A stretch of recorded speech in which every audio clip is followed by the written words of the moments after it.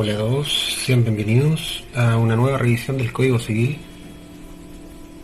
Habíamos quedado en precisamente el artículo 150 del Código Civil, el famoso artículo 150, y que se va a verificar las excepciones relativas a la profesión u oficio de la mujer, excepciones relativas con respecto a la mujer que ha contraído matrimonio bajo el régimen de sociedad conyugal.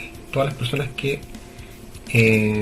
todas las mujeres, digamos, que han contraído matrimonios bajo este régimen de sociedad conyugal, hay algunas excepciones a la administración de los bienes dentro de la sociedad conyugal que están dadas por el famoso artículo 150 del Código Civil. Me imagino que ya lo han escuchado o se lo han mencionado. El artículo 150 estatuye lo que se llama el patrimonio reservado de la mujer casada en sociedad conyugal, ¿ya? Y de alguna forma es una excepción a la administración general por parte del marido en el matrimonio bajo el régimen de sociedad conyugal. Vamos a dar lectura al artículo 150 para verificar qué es lo que nos dice y qué es lo que regula. Dice el artículo 150 que la mujer casada de cualquier edad podrá dedicarse libremente al ejercicio de un empleo, oficio, profesión o industria. Es decir, la mujer casada, ya sea de cualquier edad, ¿no?, podrá, lógicamente, dedicarse libremente al ejercicio de un empleo, oficio, profesión o industria. Es decir, cuando la mujer casada desempeña algún empleo o que ejerce alguna profesión, oficio o industria separados de los de su marido, se considerará separada de bienes respecto del ejercicio de ese empleo, oficio, profesión o industria y de lo que en ellos se obtenga. Ahí tenemos un poco la definición de lo que sería el patrimonio reservado de la mujer, o en realidad los requisitos más importantes precisamente para que el patrimonio de la mujer casada bajo sociedad conyugal se separe del patrimonio de la sociedad conyugal y constituye un patrimonio único, privativo de la mujer, que trabaja, ¿no es cierto?, que ejerce algún empleo, oficio o industria, ¿no? No obstante cualquier estipulación en contrario, dice el mismo artículo en el final del inciso segundo. Incumbe a la mujer acreditar tanto respecto del marido como de terceros el origen y dominio de los bienes adquiridos en conformidad a este artículo. Es decir, cada vez que la mujer compre algún bien, ya sea un bien mueble o algún bien inmueble, de conformidad al artículo 150, tiene que mencionarlo, ¿no? Tiene que mencionar que está comprando bajo su patrimonio separado del de su marido, ¿no es cierto?, su patrimonio reservado del artículo 150. Para este efecto podrá servirse de todos los medios de prueba establecidos por la ley. Es decir, efectivamente la ley le franquea todos los medios de prueba, ya sean instrumentales. Generalmente basta con que se estipule dentro del mismo contrato que se está comprando bajo el artículo 150 del Código Civil o el patrimonio reservado a la mujer casada en sociedad conyugal. Los terceros que contraten con la mujer quedarán a cubierto de toda reclamación que pudieran interponer ella o su marido, sus herederos o cesionarios, fundada en la circunstancia de haber obrado a la mujer fuera de los términos del presente artículo, siempre que, no tratándose de bienes comprendidos en los artículos 1754 y 1755, se hayan acreditado por la mujer mediante instrumentos públicos o privados a los que se haga referencia en el instrumento que se otorgue al efecto, que ejerce o ha ejercido un empleo, oficio, profesión e industria separados de los de su marido. Es decir, finalmente se acredita, ¿no es cierto?, por la mujer mediante instrumentos, es decir, se deja la estipulación, tanto en el instrumento público como en el instrumento privado, ¿no?, que se está ejerciendo un empleo, oficio, profesión, industria separado de los del marido, ¿no?, que es así como finalmente los terceros pueden contratar con la mujer, ¿no es cierto?, y de alguna forma el marido queda cubierto, ¿no es cierto?, de toda reclamación, tanto de los terceros contra la sociedad conyugal, y solamente van a ser terceros que contraten con la mujer y reclamen contra su patrimonio propio. Nos dice también que los actos o contratos celebrados por la mujer en esta administración separada obligarán los bienes comprendidos en ella y los que administre con arreglo a disposición de los artículos 160 y 167, que son los siguientes patrimonios que vienen más adelante, que los vamos a revisar, y no obligarán los del marido, sino con arreglo al artículo 161. Es decir, el artículo 161 precisamente es el artículo que vamos a ver más adelante. Los acreedores del marido no tendrán acción sobre los bienes de la mujer, administra en virtud de este artículo, ¿no? A menos que probaren que el contrato celebrado por él se dio en utilidad de la mujer o de la familia en común. Es decir, si hay algún acreedor, si hay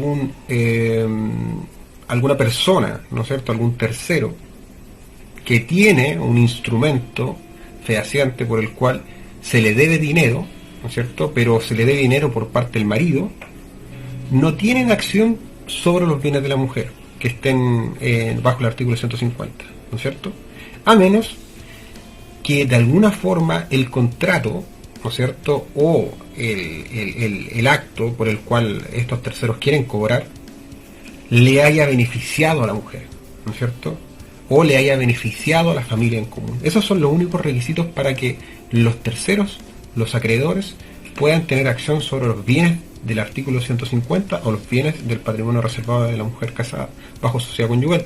De otra forma, no tienen acción sobre esos bienes, es decir, están protegidos. Todos los bienes que entren dentro de una oficio, profesión, industria separado de los maridos, ¿no es cierto?, y que estén bajo el artículo 150 amparados, nadie puede, ningún acreedor del marido puede ir contra esos bienes. Pues bien, disuelta la sociedad conyugal, ¿no es cierto?, nos dice el mismo artículo 150, los bienes a que este artículo se refiere entran en la partición de los gananciales, a menos que la mujer o sus herederos renunciaran a estos últimos, en cuyo caso el marido no responderá por las obligaciones contraídas por la mujer en su administración separada. ¿Qué sucede acá? Que en muchas situaciones la sociedad conyugal es una sociedad, ¿no es cierto?, en donde los patrimonios se fusionan, tanto el de la mujer, tanto el del hombre, y lo renuncia, se queda con su patrimonio reservado, ¿no es cierto? Caso contrario, si no renuncia a esa partición de los gananciales, el patrimonio reservado, ¿no es cierto?, responde de las obligaciones también, ¿no es cierto? Ahí hay que tener ojo, porque ahí está el clásico, usted renuncia a los gananciales de la sociedad conyugal. Si la mujer, ¿no es cierto?, no renuncia, va a responder de las obligaciones contraídas por la sociedad conyugal con su patrimonio también separado. Si la mujer o sus herederos aceptaren los gananciales, que en este caso que estamos hablando, el marido responderá a esas obligaciones hasta la concurrencia del valor de la mitad de esos bienes que existan al disolverse la sociedad. Más, para gozar de este beneficio deberá probar el exceso de la contribución que se le exige con arreglo al 1777. O sea, es decir, en definitiva, si la mujer acepta los gananciales, acepta la partición de bienes de la sociedad conyugal, ¿no es cierto?, el marido responde a las obligaciones que tenga la sociedad conyugal, que haya dejado las deudas, digamos, hasta la mitad nomás, no responde completamente, ¿no es cierto? ¿Por qué? Porque la otra mitad va a responder la mujer, ¿no es cierto? Para gozar de ese beneficio, claramente, se debe probar el exceso de la contribución que se le exige con arreglo al artículo 1777, que en algún momento vamos a llegar a ver. En definitiva, eso es el artículo 150, que correspondería al patrimonio reservado de la mujer casada bajo sociedad conyugal, y que es un patrimonio bastante útil a la hora de las personas que contraen matrimonio en sociedad conyugal, ¿no?, que es el régimen general, y que si se contrae matrimonio y no se dice que quiere separarse de bienes, se está aceptando la sociedad conyugal, y por tanto los patrimonios tanto del hombre como de la mujer, o de los dos hombres o de las dos mujeres que contraigan matrimonio, se fusionan, ¿no? Se fusionan. Así que ojo ahí a la hora de contraer matrimonio bajo sociedad conyugal y estar amparados bajo el artículo 150 cuando la mujer quiera, digamos, ejercer un oficio o profesión separados de los del marido. Hay excepciones relativas también en la sociedad conyugal a la separación de bienes, ¿no es cierto? La separación de bienes es la que se efectúa sin separación judicial, no es una separación que se pide al juez, sino que se pacta en virtud del decreto de un tribunal competente por disposición de la ley o por convención de las partes, en definitiva. La mujer no puede renunciar en las capitulaciones matrimoniales a la facultad de pedir la separación de bienes, o sea, es un derecho que la ley le otorga. Es un derecho que la ley le otorga a los contrayentes. ¿Ya? Nadie puede renunciar así a la separación de bienes cuando se está contrayendo matrimonio. El artículo 155 nos dice que el juez decretará la separación de bienes en el caso de insolvencia o administración fraudulenta del marido. En los casos que el marido administre mal los bienes de la sociedad conyugal, bueno, en ese caso el juez puede decretar, ¿no es cierto?, la separación de los bienes de la mujer y la separación de los bienes del marido. También la decretará si el marido por su culpa no cumple con las obligaciones que imponen los artículos 131 y 134 o incurre en alguna causal de separación judicial según los términos del matrimonio civil.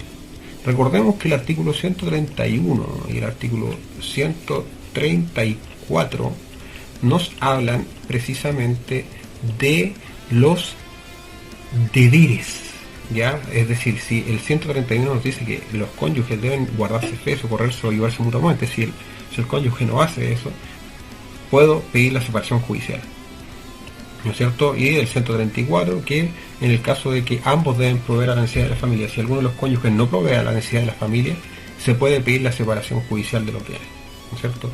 Esos son los requisitos para la separación judicial de los bienes, y por lo cual se puede, ¿no es cierto?, la sociedad conyugal disolver de alguna forma y partirse los bienes. En el caso de una administración fraudulenta también lo vimos por parte del marido, una administración poco medida, ¿no es cierto?, que solamente gasta, que no contribuye a la familia, etcétera.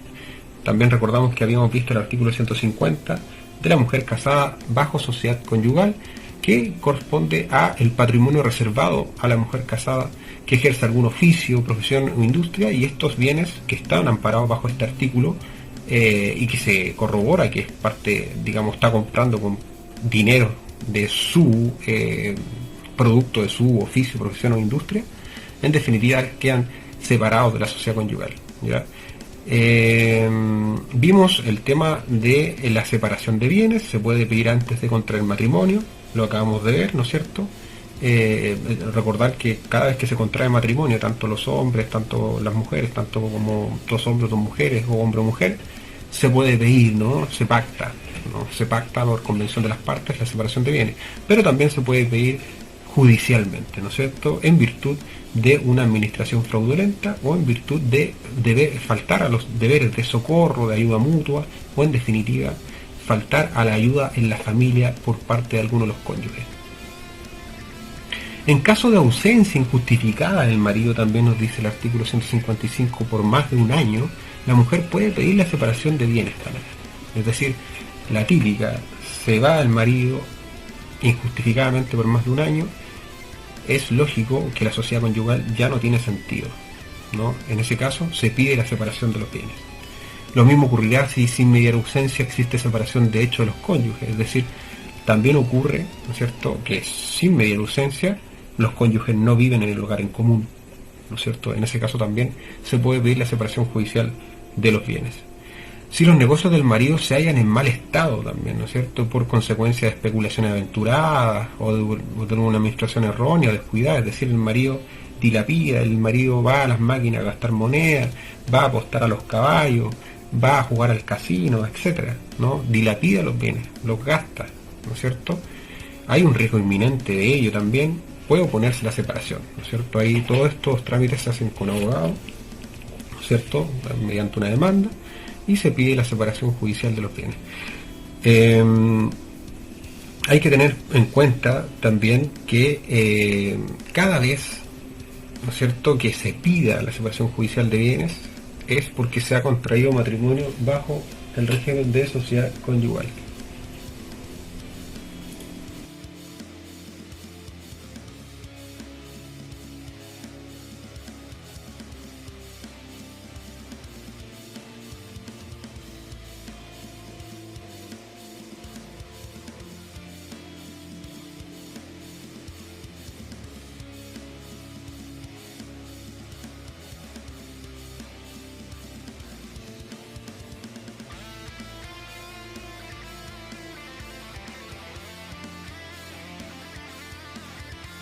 De la separación judicial de bienes, del artículo 155, que es cómo se pide la separación judicial de bienes, ¿no? Recordar que si se contrae matrimonio, el régimen general es el régimen de sociedad conyugal, ¿ya? Se tiene que pactar la separación de bienes antes de contraer matrimonio o en el mismo momento de contraer matrimonio. Ya ven que contraer matrimonio bajo el régimen de sociedad conyugal da la administración de los bienes al marido, ¿no es cierto? Y la mujer pierde la administración de sus bienes, ¿no es cierto? Y por lo tanto solamente queda amparada por el artículo 150 del Código Civil, que lo acabamos de ver, que es el patrimonio reservado a la mujer casada bajo sociedad conyugal, y que la mujer que trabaje, ¿no? Que tenga oficio, que tenga profesión o empleo o alguna industria y quiera comprar bienes amparadas bajo este 150 del Código Civil, puede comprarlos y esos bienes se van a considerar separados de los bienes de la sociedad conyugal, ¿no es cierto? Así que vamos al artículo 156, que nos habla de los requisitos del tema de la separación judicial, ¿no? La separación judicial, dice el 156, que demandada la separación de bienes, podrá el juez, a petición de la mujer, tomar las providencias que estime conducentes a la seguridad de los intereses en esta mientras dure el juicio. Es decir, que se demanda la separación de bienes, ¿no es cierto? Y se puede pedir cualquier medida por las cuales se asegure, ¿no es cierto?, que el marido no venda los bienes antes de que sea aceptada la demanda, ¿no es cierto? Entonces ahí se pide en la demanda, oye, ¿sabes qué? Don juez, por favor, prohíba que el marido celebre contratos, ¿no es cierto? O prohíba que haya una prohibición de enajenación frente a tales bienes, para que el marido no los dilapide, no los gaste antes que termine el juicio. En el caso del inciso 3 del número anterior, podrá el juez en cualquier tiempo, a petición de la mujer también, procediendo con conocimiento de causa, tomar iguales providencias antes de que se demande la separación de bienes, diciendo caución de resultas a la mujer si lo estimaré conveniente. Es decir, cada vez que la mujer también demande la separación de bienes, tiene que probar, ¿no es cierto?, que el marido ha tenido una administración fraudulenta. Entonces, en esos casos de administración fraudulenta, se puede también el juez pedir algún tipo de caución, ¿no es cierto? Que el artículo 150 ya vimos que el patrimonio reservado a la mujer casada en sociedad conyugal, y ya habíamos visto que se puede pedir la separación de los bienes también, tanto antes de contraer el matrimonio como también una vez contraído y bajo la, digamos, que el marido incumpla en una administración buena de la sociedad conyugal, o no provea a ayudar a la familia, o se ausente por más de un año, ¿cierto?, o se separen de hecho, etcétera, ¿no? Ahí se puede pedir la separación judicial de bienes. El artículo 157 nos dice que en el juicio de separación de bienes por el mal estado de los negocios del marido, la confesión de este no hace prueba, ¿ya? Es decir, que no se puede presentar como prueba la confesión del marido. No sirve, ¿no? No sirve pedir que el marido confiese que tiene malos negocios. Entonces hay que tener en cuenta que el abogado que quiera demandar una separación judicial de bienes no puede presentar como medio de prueba una confesional del marido. El 158 nos dice que lo que en los artículos anteriores de este párrafo se dice del marido o de la mujer se aplica indistintamente a los cónyuges en el régimen de participación de los gananciales. O sea, es decir, que todo lo que hemos hablado, ¿no es cierto?, también corre para el régimen de participación en los gananciales, que es el tercer régimen que se puede optar al momento de contraer matrimonio. Ya recuerden que se pueden contraer tres regímenes de matrimoniales. El primero, en el caso de administración de los bienes, sería la sociedad conyugal, donde los bienes tanto del hombre como de la mujer, o de los dos hombres o de las dos mujeres, se fusionan, ¿no?, en una sola sociedad de bienes.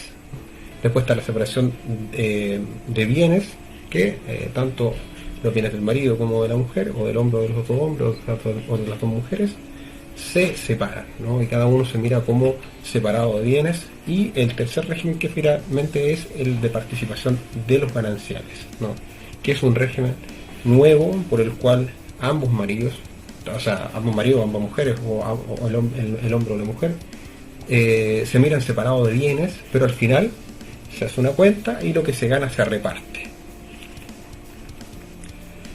Una vez decretada la separación, se procede, lógico, a la división de los gananciales y al pago de las recompensas o al cálculo del crédito de participación de los gananciales, que es lo que estamos hablando del régimen de participación de los gananciales, según cuál fue el régimen al que pone término.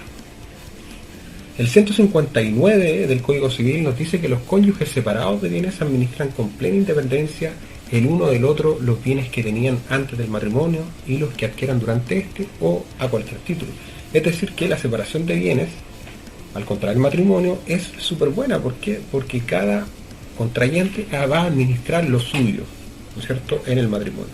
Cada uno va a administrar lo suyo, no van a tener problemas de que compramos esto, de que lo repartamos, de que estáis gastando mucho, etc. Entonces, se ve que ahí en el régimen de separación total de bienes al contraer el matrimonio hay un beneficio, ¿no? Y el beneficio es que cada uno se mira respecto separado de bienes. No sé, los que me están escuchando, ¿qué piensan? ¿Bajo qué régimen de matrimonial están casados? Pueden comentar aquí en el mismo live, en los comentarios, si adscriben al régimen de sociedad conyugal, les gusta el régimen de sociedad conyugal, o les gusta el régimen de separación total de bienes, o les gusta el de participación de los gananciales. Pueden comentar ahí si los que están acá también están bajo casados o no. Pueden comentar también bajo qué régimen de administración de bienes están.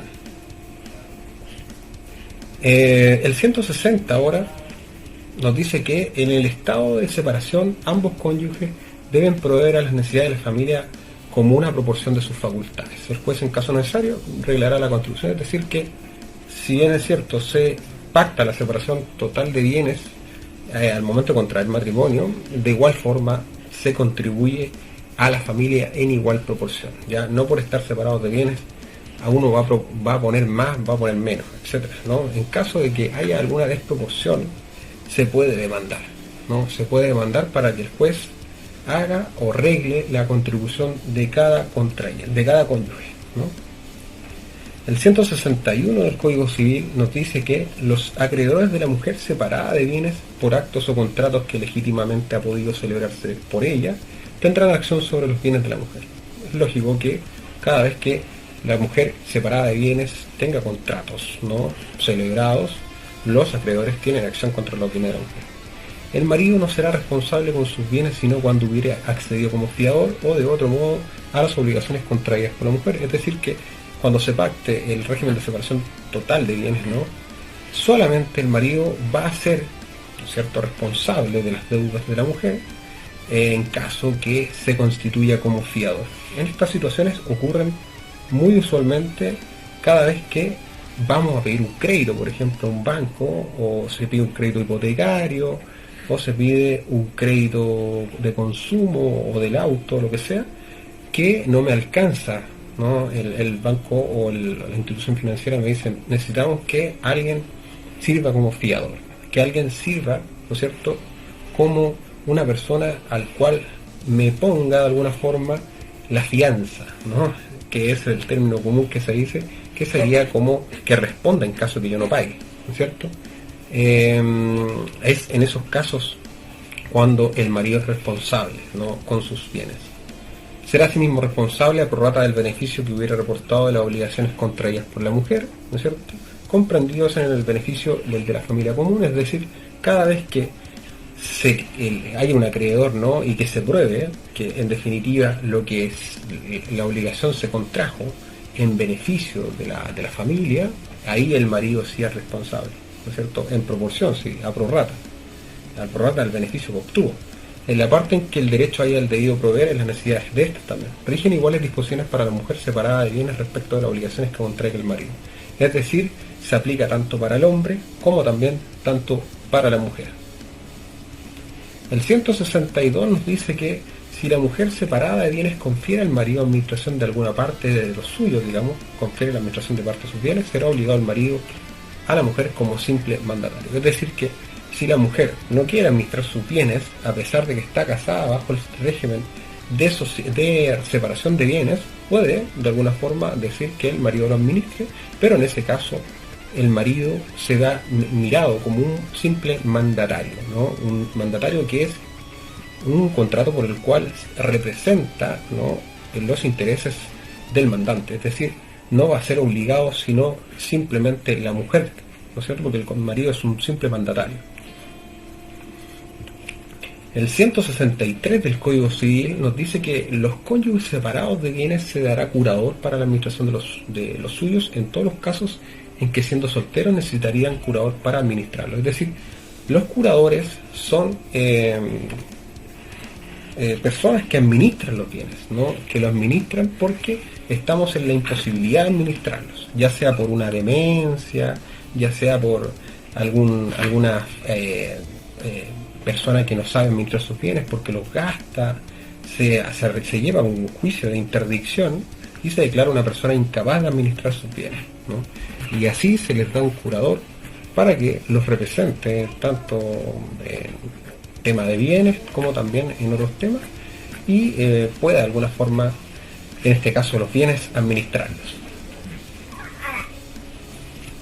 El 165 nos dice que la separación efectuada en virtud del decreto judicial o por disposición de la ley es irrevocable. Es decir, que si yo me separo judicialmente de bienes de mi marido o de mi mujer, ¿no es cierto?, es irrevocable y no podrá quedar sin efecto por acuerdo de los cónyuges ni por resolución judicial. No hay forma de volver atrás, de alguna forma. No hay un efecto de que ya, ¿sabes qué?, los cónyuges dijeron sí, no nos separemos, volvamos a lo que estamos. No se puede, ¿no es cierto? Tratándose de separación convencional, es decir, que se pacta la separación, y además, en el caso del artículo 40 de la Ley de Matrimonio Civil, los cónyuges podrán pactar por una sola vez el régimen de participación en los gananciales, de conformidad a los impuestos. Es decir, que si se pacta la separación de bienes, se puede pedir o cambiar el régimen por una sola vez al de participación de los gananciales. Los regímenes matrimoniales, habíamos visto la sociedad conyugal, bueno, no alcanzaron a ver, no vimos la sociedad conyugal, solamente la mencionamos. Más adelante las vamos a volver a revisar, porque aparecen los artículos más adelante. Pero partimos del artículo 150 del Código Civil. Este es un slide de una aventura por el Código Civil. Habíamos partido ayer desde el primer artículo, ¿no?, y llegamos ahora al artículo 157 más o menos. Pasamos hace súper poco por el patrimonio reservado a la mujer casada en sociedad conyugal. Pasamos la excepción relativa también a la separación de bienes, pasamos los requisitos también de la separación judicial de bienes, de la participación de los gananciales, también vimos un poquito, y ahora habíamos quedado en el 166, me parece, ¿no?, el 165. Nos dice que la separación efectuada en virtud del decreto, ya habíamos visto, o por disposición de la ley, es irrevocable. O sea, es decir, que no se puede dejar sin acuerdo luego de separados judicialmente. No es que los cónyuges digan ya, volvamos, no, ya no se puede. Ahora, en la separación convencional, ¿no?, y además en el caso del 40 de la Ley de Matrimonio Civil, que hay que revisarlo, los cónyuges pueden pactar por una sola vez el régimen de participación de los gananciales. Ahí sí se puede sustituir el régimen de bienes, ¿ya? Ahora, el 166 dice que si a la mujer casada se hiciera una donación o se dejara una herencia o legado, con la condición precisa de que las cosas donadas, heredadas o legadas no tengan la administración del marido, y si dicha donación, herencia o legado fuera aceptado por la mujer, se observarán las reglas siguientes. Es decir, que la mujer casada en sociedad conyugal, ¿no es cierto?, recibe una donación, ¿no es cierto?, o se le dejó una herencia o legado, ¿no es cierto?, con una condición. ¿Y cuál es esa condición? Es que no tenga la administración el marido, ¿no es cierto? Ahora, ¿se puede? Sí se puede, el 166 lo autoriza. Pero ¿cuáles son las reglas? Lo primero dice que respecto a las cosas donadas, heredadas o legadas, se aplicarán las disposiciones de los artículos 159, 160, 161, 162, 163, pero disuelta la sociedad conyugal, las obligaciones contraídas por la mujer en su administración separada podrán perseguirse sobre todos los bienes. Es decir, que se aplican efectivamente las reglas de la separación de bienes. Es decir, que la cosa donada se ve como que fuera separado de bienes, ¿no?, como que fuera solo respecto de la administración cómo esa condición explícita se aplicaría solamente a la administración bajo la mujer. A la mujer casada se le hiciera una donación o se dejara una herencia o legado con la condición precisa de que las cosas donadas, heredadas o legadas no tengan la administración del marido, y si dicha donación, herencia o legado fuera aceptado por la mujer, se observan las siguientes reglas. Lo primero es que las cosas donadas se aplican las disposiciones de la separación de bienes, el artículo 159, 160 y siguientes que habíamos revisado hace poco. Disuelta la sociedad conyugal, las obligaciones contraídas por la mujer en su administración separada podrán perseguirse sobre todos sus bienes.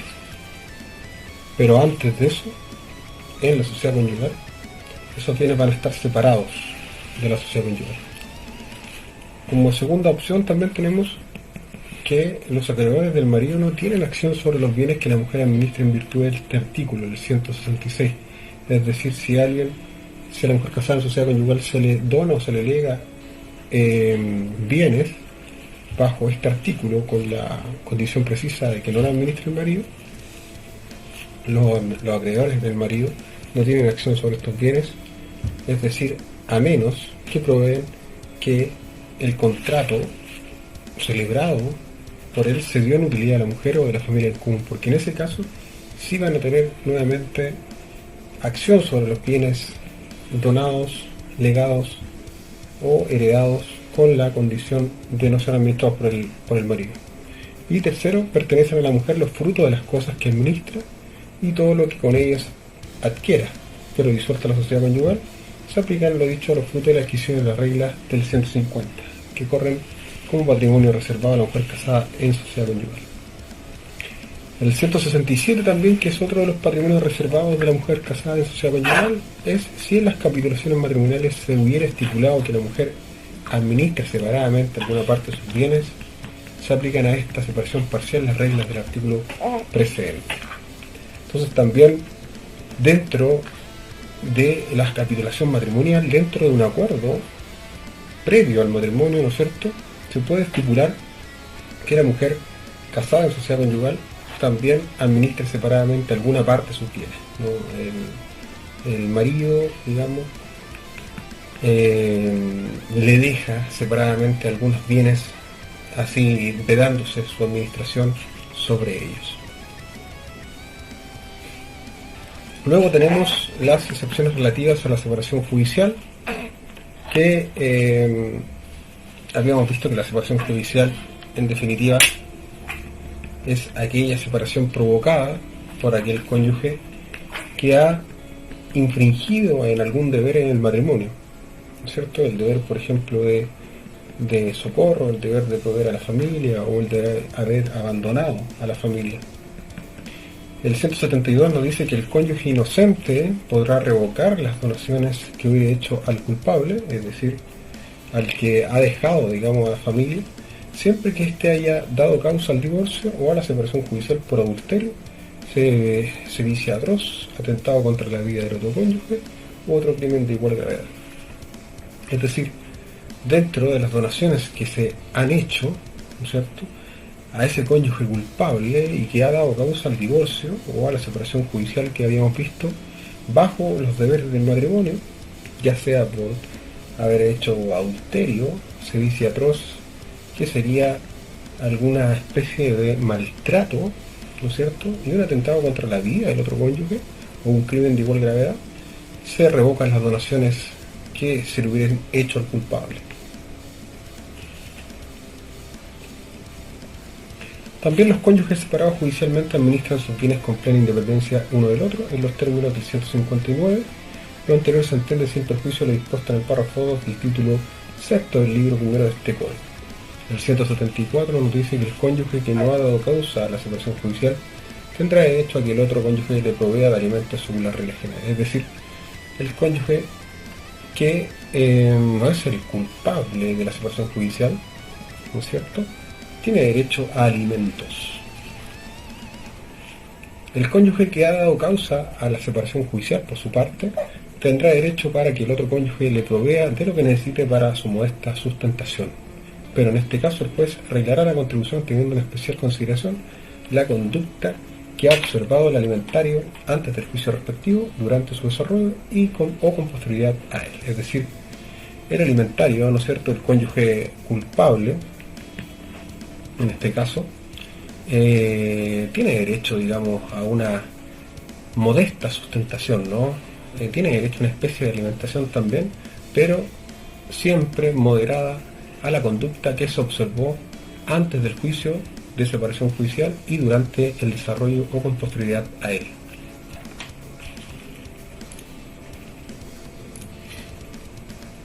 El 177 también nos dice que si la culpabilidad del cónyuge contra quien se ha obtenido la separación judicial fuera atenuada por circunstancias graves en la conducta del cónyuge que la solicitó, es decir, hay una compensación de culpas, podrá el juez moderar también en rigor las disposiciones que hemos visto anteriormente. A la separación judicial se aplicará lo dispuesto en el 160 y el 165. Con eso terminamos las reglas que hay efectivamente a la separación judicial, ¿no es cierto?, como una excepción relativa a la separación de bienes, a la sociedad conyugal, no a la administración de los bienes por parte del marido, el marido o el cónyuge que ha sido culpable de la separación o del divorcio. Vimos las reglas y vimos también que hay una deber de alimentos para el cónyuge no culpable, también un derecho que puede pedir, como también para el cónyuge culpable, pero regulado o contribuido por el juez, ¿no? Se puede también ahí moderar de alguna forma. Vamos a pasar ahora a las reglas de la filiación. Dentro de la filiación hay reglas, ¿no es cierto? Estamos en el Código Civil analizándolo.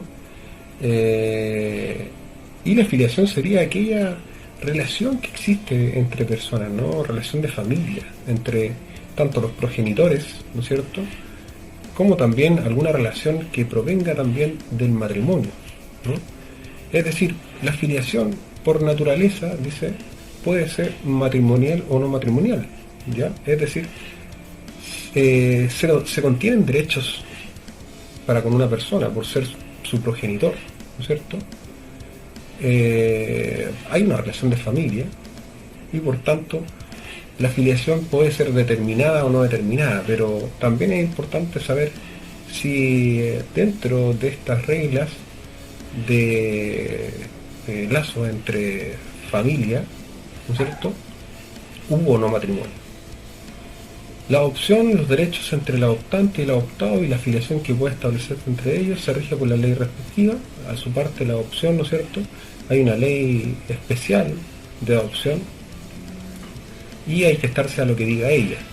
Pero con respecto a la naturaleza de la filiación, ya vemos que puede ser matrimonial o no matrimonial.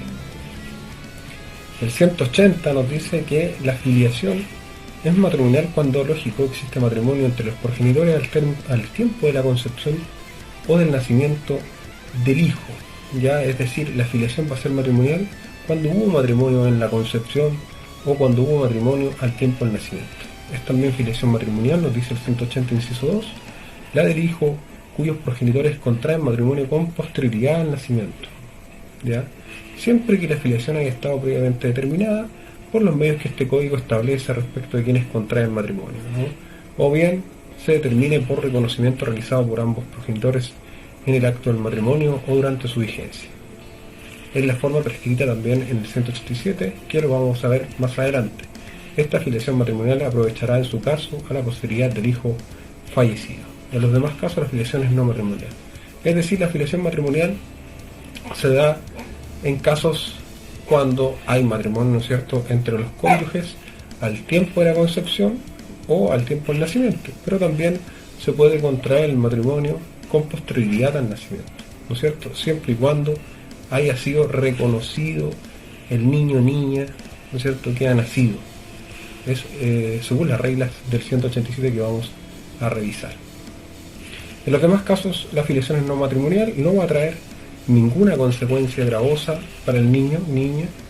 Ya sabemos que la filiación es el conjunto de derechos que nacen respecto de los hijos, también respecto de los padres, de los hijos hacia los padres también, y son relaciones de familia que va el código definiendo, las vamos a ir viendo ahora en adelante en el código, pero lo importante es tener en cuenta que la afiliación matrimonial tiene relevancia a la hora de demandar, ¿no es cierto?, el reconocimiento de un hijo.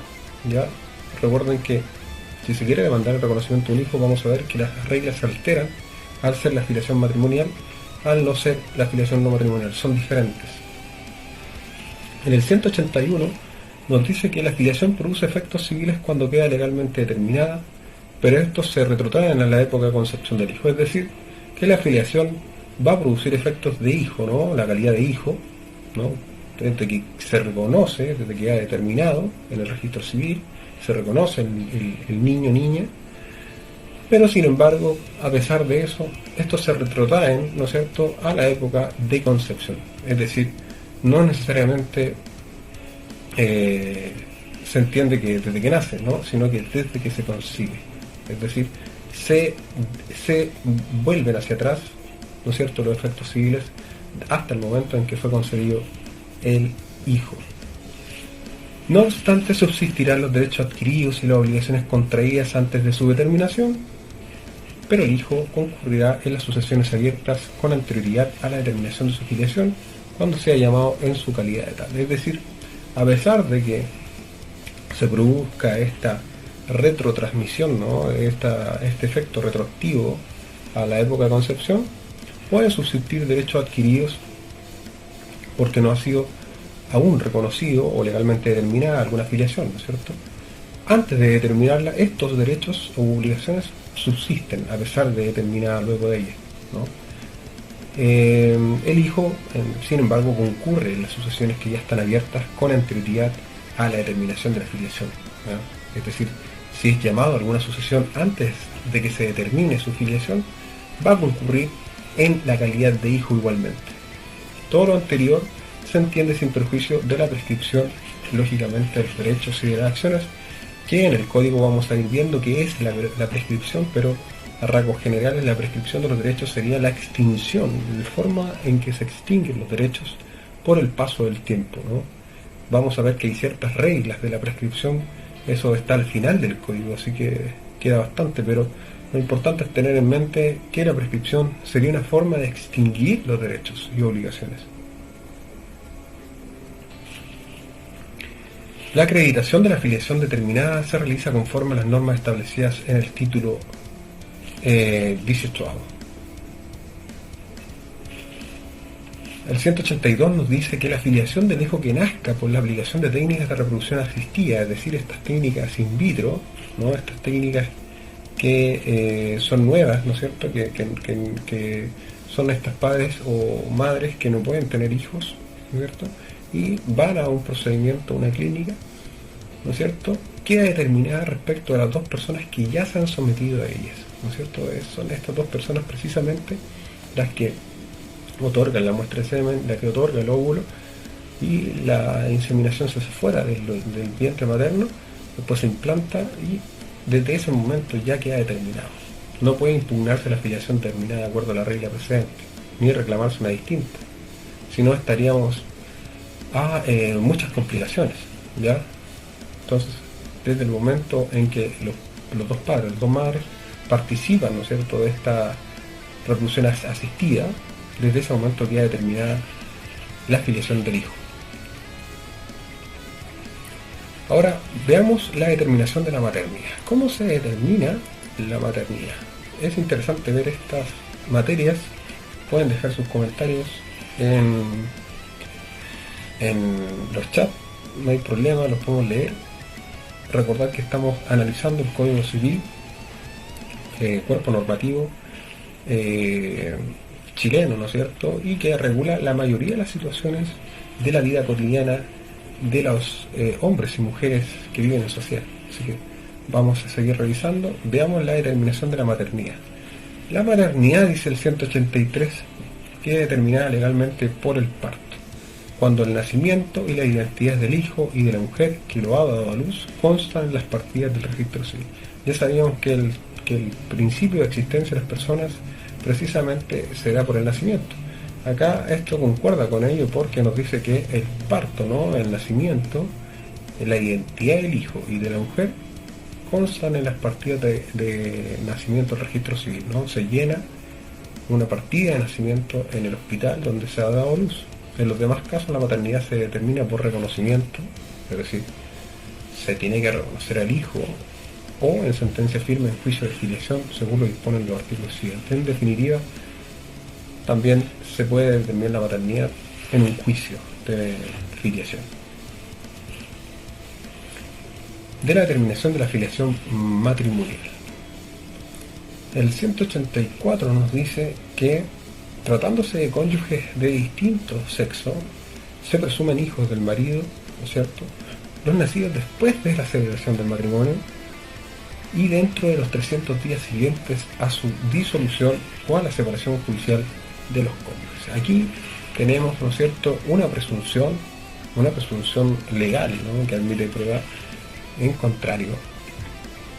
De hecho, las va a dejar acá más adelante, los incisos siguientes va a dejar cuándo no se aplica esta presunción, pero la primera base es que tenemos en cuenta de que tratándose de cónyuges, ¿no es cierto?, de diferentes sexos, entre un hombre y una mujer, se van a presumir hijos del marido los nacidos después de la celebración del matrimonio. Lógico. O sea, si yo contraigo matrimonio con una persona, es muy probable, ¿no es cierto?, es casi lógico que los hijos que yo tenga, ¿no es cierto?, van a ser del presente matrimonio.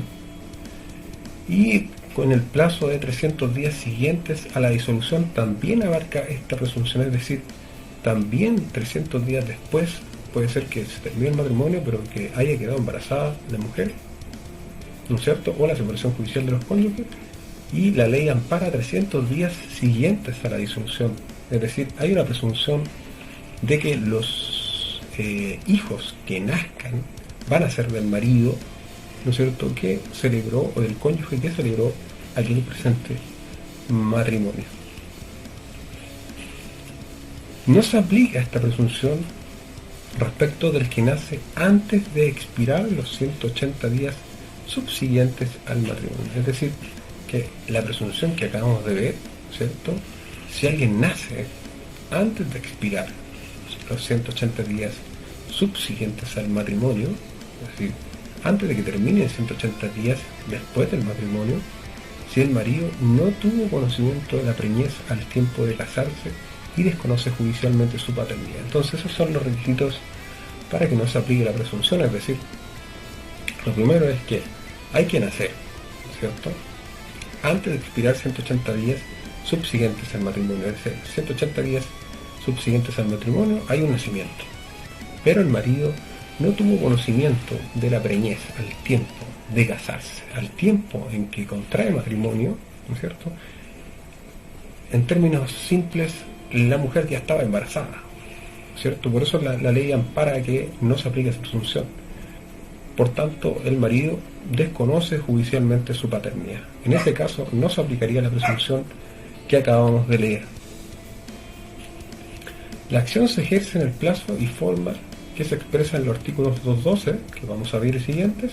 Con todo, el marido no podrá ejercerla si por actos positivos ha reconocido al hijo después de nacido. Es decir, esta acción precisamente de desconocimiento del hijo, ¿cierto?, se ejerce en el plazo y forma que van a expresarse más adelante en los artículos siguientes, y no podría, digamos, ejercerse si el marido ha reconocido al hijo después de nacido, ¿no es cierto?, por actos positivos. O sea, es decir, lo ha tratado como hijo, ¿cierto?, como hijo propio.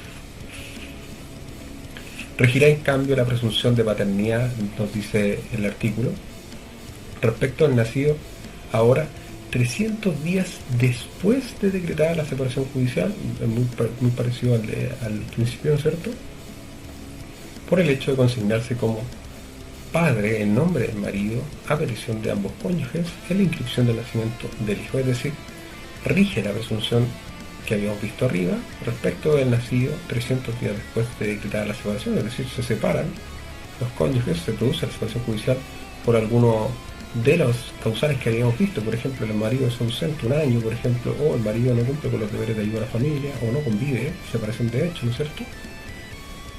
Va a la madre, ¿no es cierto?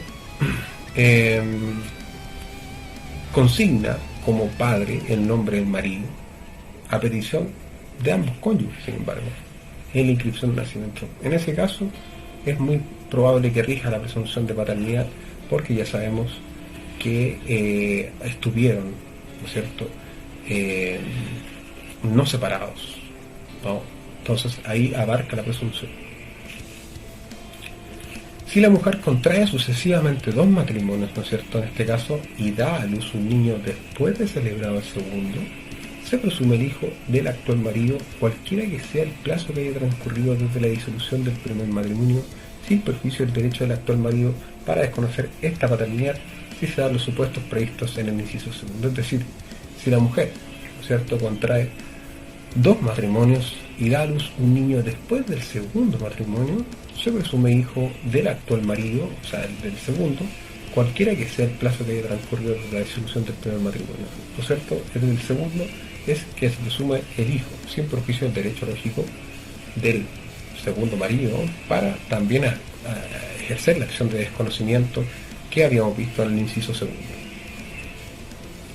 Desconocida así la paternidad, ¿no es cierto?, como lo habíamos visto en el inciso segundo de este artículo, se presume el padre al marido del antecedente matrimonio, es decir, al primer marido, siempre que el niño haya nacido dentro del plazo de presunción, es decir, los 300 días siguientes a su disolución.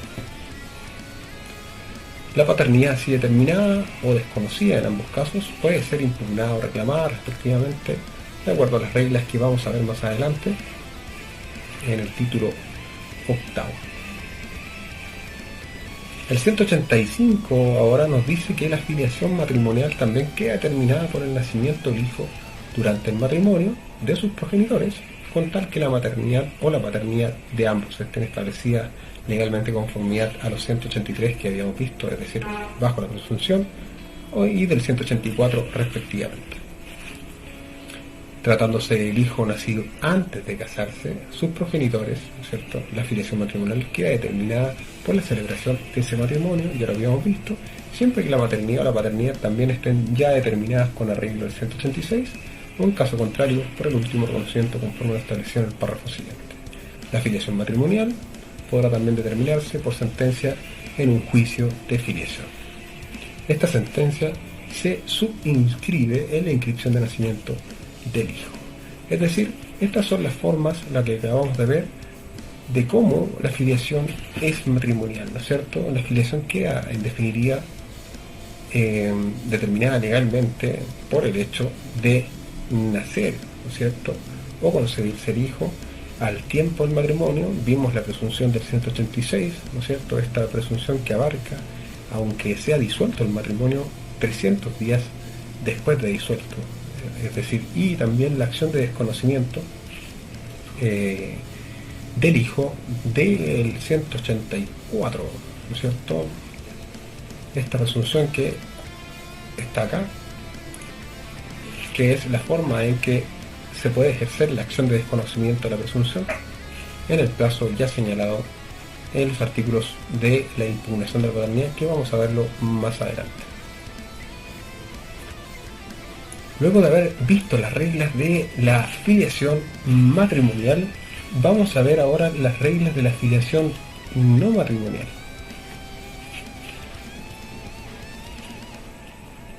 La filiación no matrimonial queda determinada legalmente por solo el reconocimiento de uno de los progenitores. Acá tenemos el caso en que no hay matrimonio entre los cónyuges, entre las personas, ¿ya?, o de ambos, también pueden ambos reconocerlo, o también por sentencia en juicio de filiación. La única diferencia es que acá no hay matrimonio por medio, ¿no es cierto?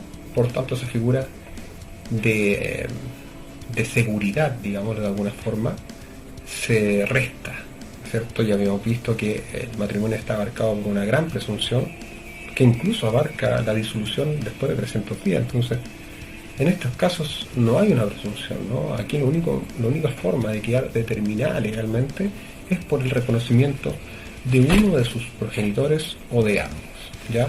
Y también por sentencia firme en un juicio de filiación, es decir, el juicio de reconocimiento de paternidad o de maternidad. El reconocimiento de un hijo, ¿no es cierto?, tiene lugar mediante una declaración formulada con ese determinado objeto por algunos de sus progenitores o ambos, según los casos. Es decir, que para reconocer un hijo, ¿no es cierto?, se tiene que hacer una declaración. Y esta declaración tiene que ser, ¿no es cierto?, determinada por uno de sus progenitores o por ambos a la vez, según los siguientes casos que enumera el 187. Lo primero que tenemos que ver es que se puede reconocer un hijo formulando una declaración ante el oficial de registro civil al momento de inscribirse el nacimiento del hijo o en el acto del matrimonio de los progenitores, ¿cierto? Es decir, yo puedo reconocer un hijo ante el oficial de registro civil y es donde comúnmente se inscriben los hijos, ¿no? Uno va a inscribirlo, ¿no es cierto? Inscribe el nacimiento del hijo, no hay matrimonio, ¿no es cierto?, entre ambos, o en el mismo acto de matrimonio se están contrayendo matrimonio y se reconoce un hijo. En ese caso, ¿no es cierto?, habíamos visto que la filiación pasa a ser matrimonial.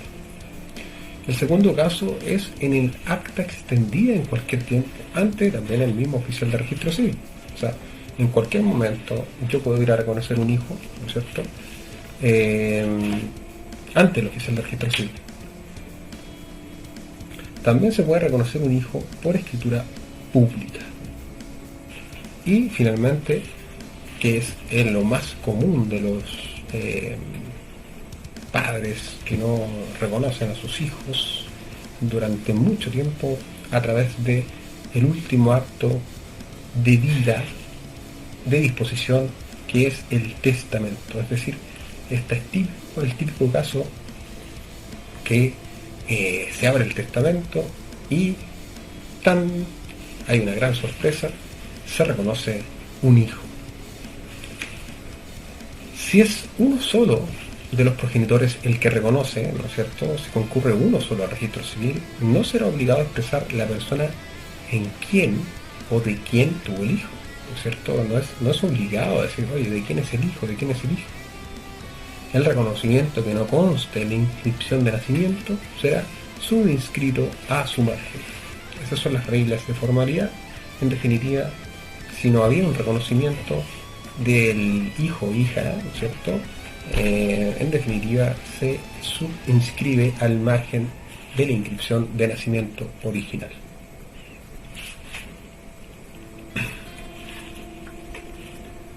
Estamos viendo lo que es el reconocimiento de un hijo, ¿no es cierto? Acabamos de ver las formas de reconocer un hijo. El 187 del Código Civil nos indica las formas de reconocimiento de un hijo. Ya vimos las 4 formas por las cuales se puede reconocer un hijo.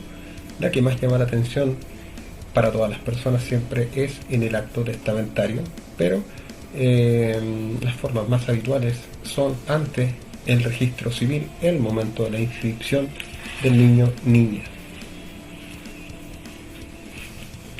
El 188 del Código Civil nos dice que el hecho de consignarse el nombre de alguno de sus progenitores a petición de cualquiera de ellos al momento de practicarse la inscripción de nacimiento es suficiente reconocimiento de filiación. Esta es la norma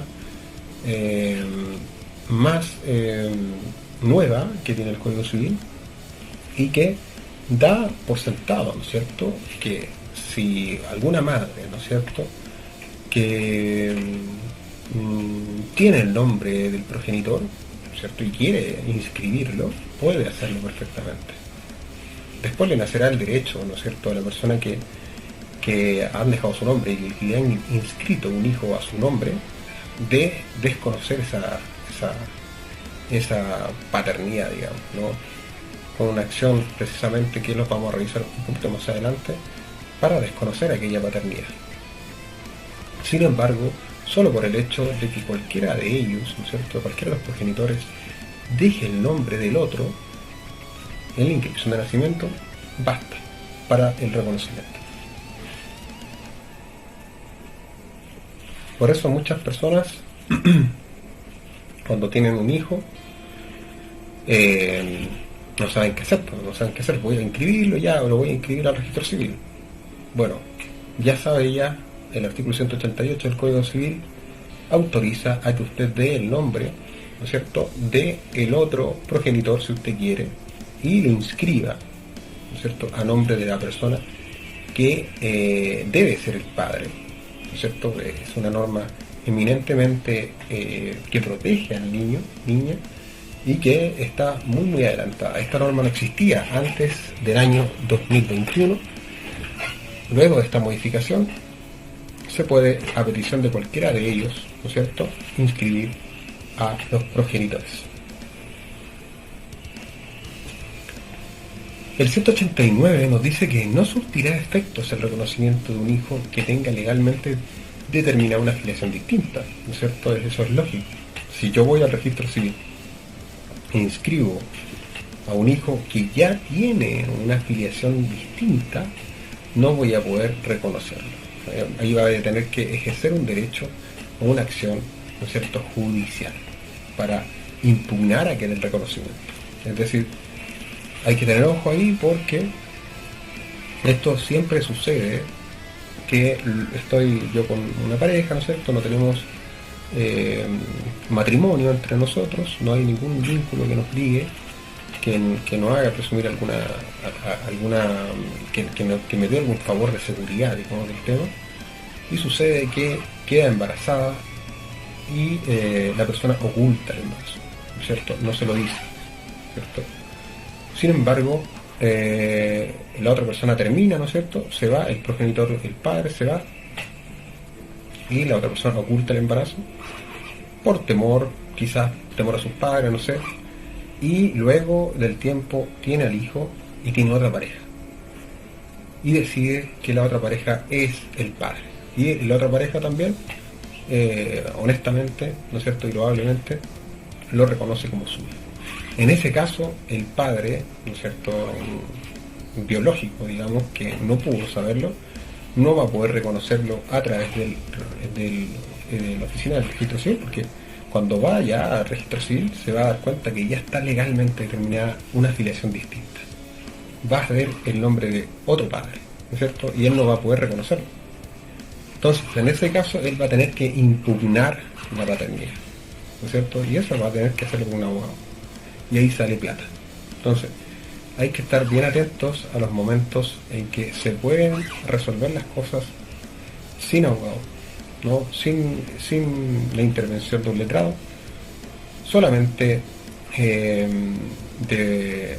ejerciendo, ¿no?, los derechos que me confieren las leyes.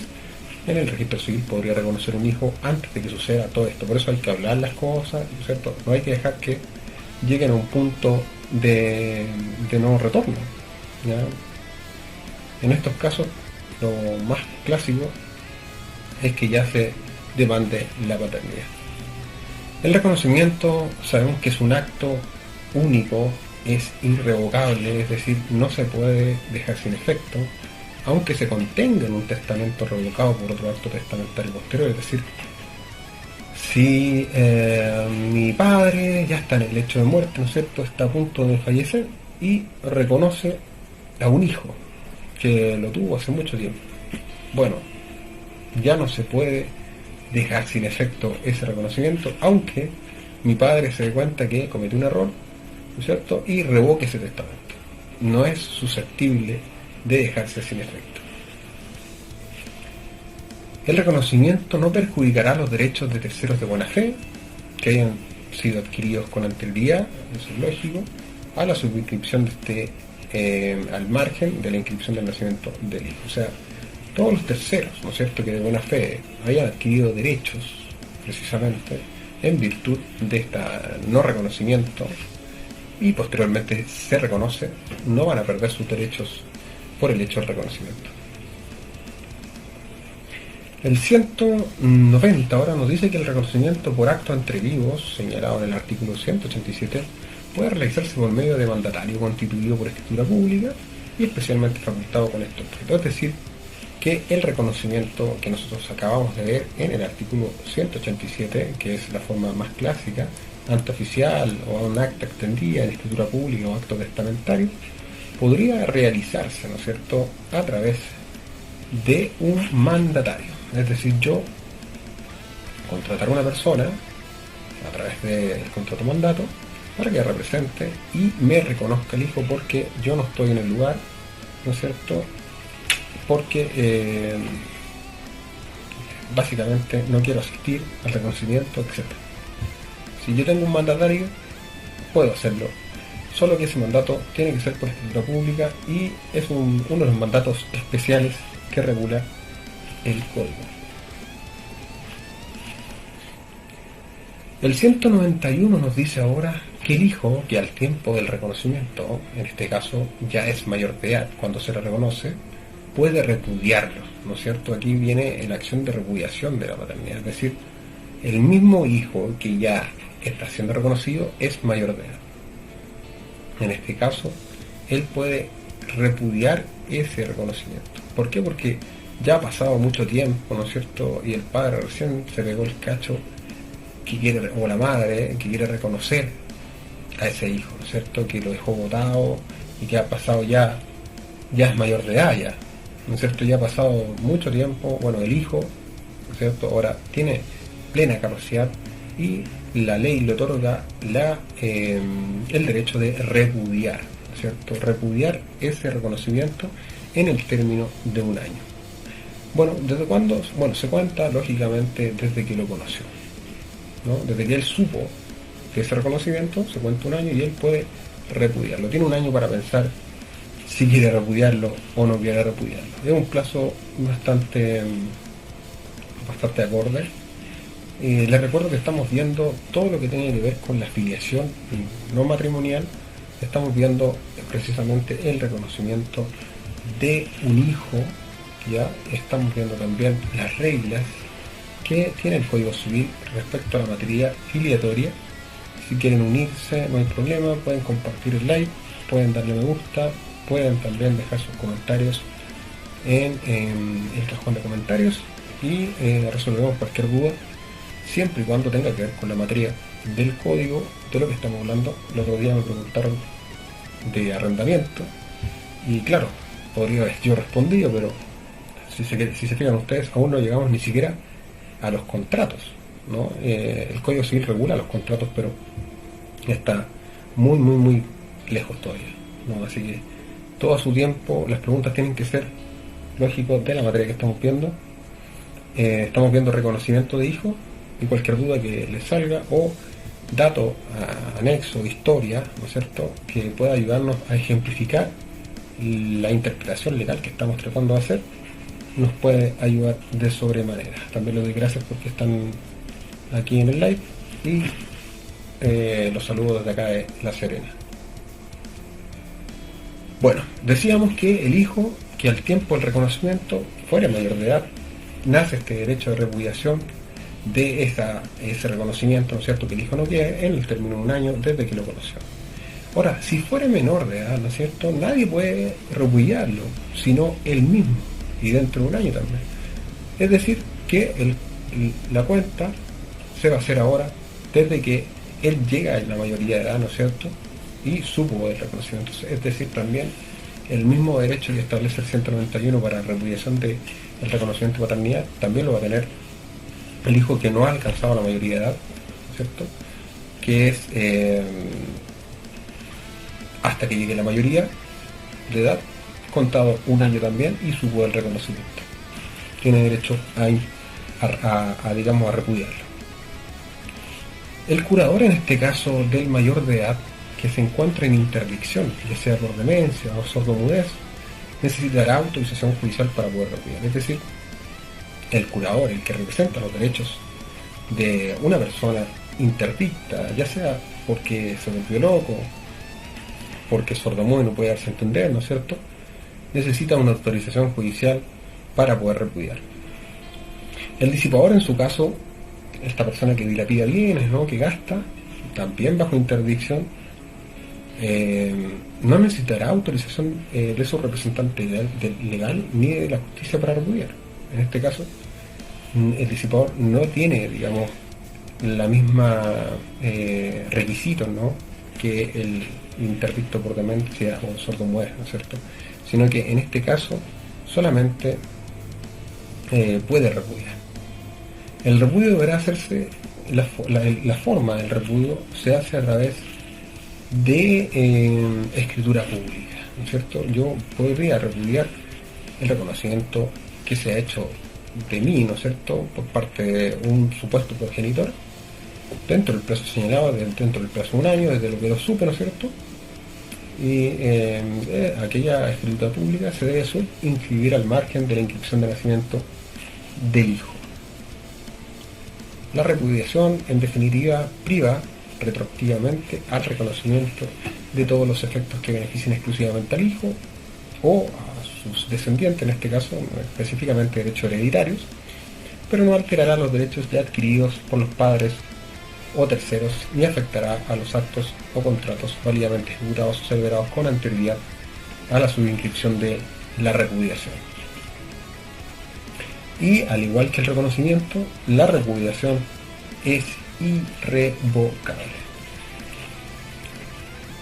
El 192, siguiendo con reglas de repudiación, ¿no es cierto?, de este rechazo del reconocimiento de la paternidad o la maternidad, no puede repudiar el hijo que durante su mayor edad, ¿no es cierto?, hubiera aceptado el reconocimiento en forma expresa tácita. Es decir, efectivamente el hijo, ¿no es cierto?, lo reconoce de forma expresa o tácitamente como padre o como madre, ¿no es cierto? La aceptación es expresa, nos dice el código, cuando se toma el título de hijo en algún instrumento público o privado. Bueno, ahí eso es en materia de que él lo haya hecho, ¿no es cierto?, de que tome el título de hijo de la persona que lo reconoce, o en algún acto de tramitación judicial también. Y va a ser tácito cuando básicamente realiza un acto que supone necesariamente la calidad de hijo y que no se hubiera podido ejecutar sin ese carácter.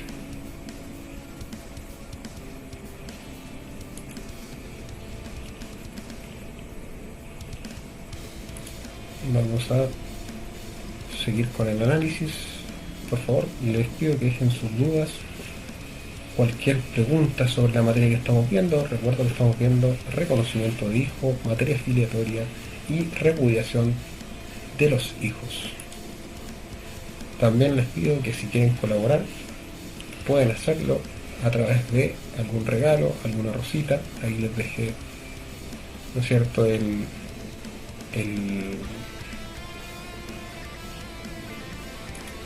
link para hacerlo, y de esa manera colaboran con este live, ¿no es cierto?, que precisamente es para analizar este gran cuerpo normativo que es el Código Civil. Estamos partiendo, ya llevamos, este es el segundo día de análisis.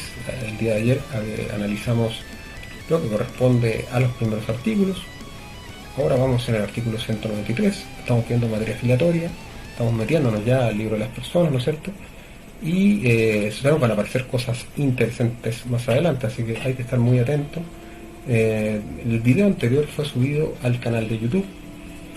El canal de YouTube se llama Movimiento Solidario, este canal se llama Movimiento de Justicia, un canal también creado para temas legales, ¿no es cierto?, y la búsqueda de justicia también, se comparten muchos casos, pero también es un canal educativo que busca la educación de la población en general y también el compartir contenidos de tipo legal. El artículo 193 ahora nos dice que si es muerto el hijo que se reconoce, ¿cierto?, o si el reconocido menor falleciere antes de llegar a la mayor edad, sus herederos pueden efectuar la repudiación, ¿cierto?, dentro del año siguiente al reconocimiento en el primer caso, ¿no es cierto?, o de la muerte en el segundo, sujetándose a las disposiciones del artículo anterior. Es decir, si el hijo reconocido, ¿no es cierto?, está muerto de alguna forma, o si el menor fallece antes de llegar a la mayor edad, es decir, su derecho, ¿no es cierto?, de repudiación no alcanza, digamos, a ejecutarlo, puede ejecutarlo sus herederos, ¿no es cierto? Así que el derecho no se extingue, el derecho a repudiación aún persiste. Si el reconocido mayor de edad falleciere también antes de expirar el el término que tenía para repudiarse, es decir, el año, ¿cierto?, sus herederos pueden también efectuar la repudiación durante el tiempo que les falte completar dicho plazo. Así que hay que estar bien atentos ahí en el caso de que ustedes puedan conocer algún caso de algún hijo, ¿no es cierto?, que haya sido reconocido, pero lamentablemente esté fallecido o haya sido reconocido siendo menor de edad y falleció antes de llegar a la mayoría de edad. Es decir, sus herederos tienen los derechos de repudiación y los tienen durante un año.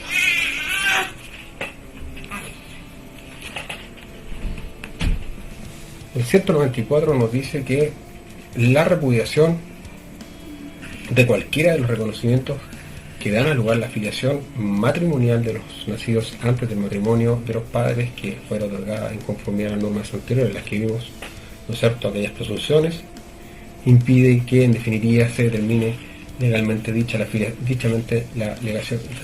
determine legalmente dicha filiación matrimonial. Es decir, que si se repudia, ¿no es cierto?, de cualquiera de reconocimiento que den a lugar a la filiación matrimonial, ¿no es cierto?, habiendo matrimonio entre los hijos, entre los padres, perdón, los nacidos antes del matrimonio de los padres, que fuera otorgada de conformidad a las normas anteriores, ya las vimos, impide que se termine la filiación también.